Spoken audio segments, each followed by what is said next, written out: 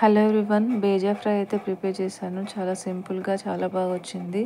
So recipe అయితే share చేస్తున్నాను. ముందుగా అయితే ఆనియన్స్ కట్ చేసి తీసుకున్నాను. అదేవిధంగా మేక బేజా అయితే తీసుకున్నాను అనమాట. స్టవ్ ఆన్ చేసుకొని కడాయి పెట్టుకొని కొద్దిగా ఆయిల్ వేసుకొని సన్నగా కట్ చేసుకున్న ఆనియన్స్ అయితే వేసుకోవాలి. సో నేను ఇక్కడ 2 ఆనియన్స్ అయితే తీసుకున్నాను. సో వాటిని సన్నగా కట్ చేసి అయితే వేసుకున్నాను. సో ఆనియన్స్తో పాటు ఇందులో ఒక పచ్చిమిర్చి పొడవుగా కట్ చేసి అయితే వేసుకోవాలి. సో దాంతోపాటు కొంచెం అల్లం వెల్లుల్లి పేస్ట్ కూడా యాడ్ చేసుకోవాలి. సో అల్లం వెల్లుల్లి పేస్ట్ బేజా ఫ్రైకి మంచి ఫ్లేవర్ అయితే ఇస్తుంది అనమాట. ఇందులోనే కొద్దిగా పసుపు అయితే యాడ్ చేసుకోవాలి. పసుపు అనేది మంచి కలరింగ్ ఇస్తుంది ఫ్రైకి. సో వీటన్నిటిని మంచిగా కలిపేసుకోవాలి. సో ఆనియన్స్ సన్నగా కట్ చేసుకోవడం వలన సో తొందరగా కుక్ అయ్యే అవకాశం ఉంటుంది కాబట్టి సో ఆనియన్స్ అనేవి సన్నగానే కట్ చేసుకోవాలి. సో ఇందులోనే మంచిగా ఫ్రెష్గా కడిగిన బేజా అయితే వేసుకోవాలన్నమాట. సో మంచిగా ఒక 1 మినిట్ కుక్ అయిన తర్వాత దీనిపైనుండి సో కొద్దిగా కారం అయితే యాడ్ చేసుకోవాలి. కొంచెం మంచిగానే కారం అయితే వేసుకోవాలన్నమాట. సో తక్కువ వేసుకుంటే చప్పచప్పగా ఉంటుంది కాబట్టి కారం అయితే మంచిగా వేసుకోవాలి. కారానికి తగ్గట్టుగా సాల్ట్ అయితే వేసుకోవాలన్నమాట. సో సాల్ట్ మంచిగా సరిపడేలాగా అయితే వేసుకున్న తర్వాత సో పక్కకున్న ఆనియన్స్ మొత్తము బేజా పైన అయితే వేసుకోవాలి. సో ఇలా వేసుకున్న తర్వాత కొంచెం బేజాని అయితే ఉడకనివ్వాలన్నమాట. ఇదంతా ప్రాసెస్ సిమ్లోనే జరగాలి.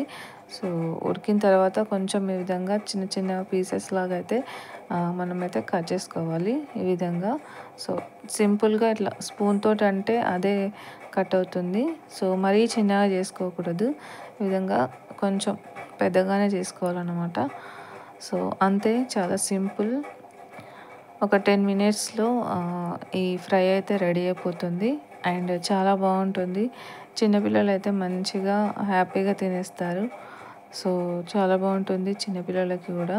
సో ఇదైతే ఊరికే అలా తినేయచ్చు. సో అన్నంలో కాకుండా చాలా వరకు అయితే ఒట్టిగానే తినేస్తుంటారు. దీనిపైన కొద్దిగా గరం మసాలా అండ్ ధనియాల పొడి అయితే యాడ్ చేసుకోవాలన్నమాట. యాడ్ చేసుకున్న తర్వాత సో మరొక్కసారి మసాలా పట్టే విధంగా అయితే మంచిగా కలిపేసుకోవాలి. అంతే, చాలా సింపుల్, చాలా తొందరగా ప్రిపేర్ అవుతుంది అండ్ చాలా బాగుంటుంది టేస్ట్ కూడా.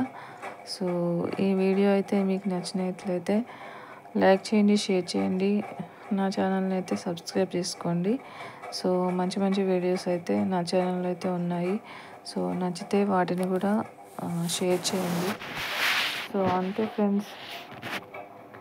సో దీన్ని ఈ విధంగానే తినేయచ్చు, లేకపోతే చపాతీలో తినచ్చు, రైస్లో కూడా సైడ్కి అయితే తినచ్చు అన్నమాట. ఏ విధంగా తిన్నా కానీ టేస్ట్ అయితే చాలా బాగుంటుంది. సో పిల్లలు కూడా చాలా ఎంజాయ్ చేస్తారు ఈ బేజా ఫ్రైని. Thank you for watching.